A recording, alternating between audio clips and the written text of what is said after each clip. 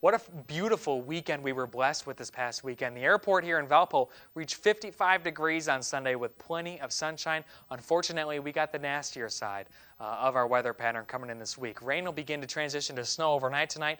Pretty quiet during the day on Tuesday, but there are quite a few question marks, as I put in this weather headline, as to whether or not we could see a significant snowstorm tomorrow night into Wednesday. Live look at I-65. The sun has set, traffic moving along smoothly, but there is a lot of wet pavement out there. It's because we got a pretty heavy rainfall occurring in much of the region right now. You'll see these heavier shades of dark green and yellow. That's indicative of rather steady rainfall. That's about to move its way into Porter County as we speak. It's a rather broad area of rainfall, and it's one of two systems. The second is much more impressive, currently getting its act together. It's going to continue to develop as it moves its way up into the Great Lakes region. The National Weather Service has issued a winter storm watch for us here in Porter County. It was just for Chicago this morning, but they expanded it this afternoon, and it's a pretty wide swath here. Someone in here could get heavy snowfall, but as I'll show you here in just a moment, it may not be anyone under the watch at all, at this time at least.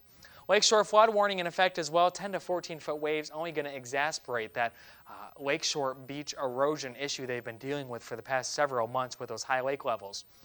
The NAM weather model, the North American model, this is what it showed as of this afternoon. I'm not quite sure I'll believe it, but we'll run through here for you.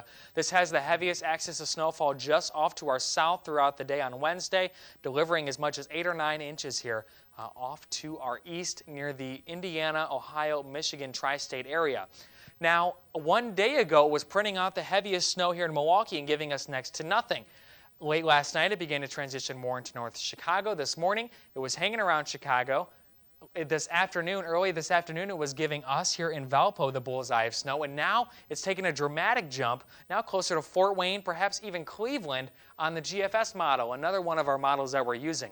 So this has been a very dramatic shift going from Milwaukee now down to Fort Wayne in one day. We don't see this too often, and that's why we're expressing the level of uncertainty, because the weather models could do one of 3 things here in the next 24 hours. They could either shift the snowfall even further south, kind of keep it where it's at, or it could begin to shift back north, which it has done before.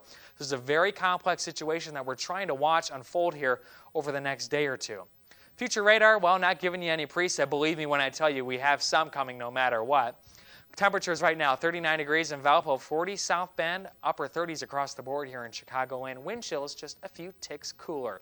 Day planner for tomorrow, if our current forecast holds, is for that snow to begin to arrive late morning tomorrow. It'll begin to pick up throughout the afternoon, steady snowfall throughout the evening, as well as steady temperatures in the mid-30s.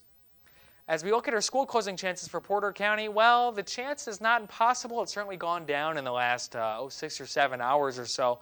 The big question mark, or 3 of them, I should say, is how much snow do we get? Right now, I'd put it at probably a moderate chance for closing. We'll have to see how the next day unfolds with those models like I've been telling you all forecast long. But man, it's hard to express the amount of uncertainty we have. We're certainly doing our best to figure out where the heaviest snow is going to fall, so you're certainly going to want to stay tuned. That's the big story in this forecast. The secondary story, though, is the cold blast that hits us after the storm moves through. But as has been the case with this winter, we almost forget about the cold blast after a few days because we'll see temperatures back above normal by early next week.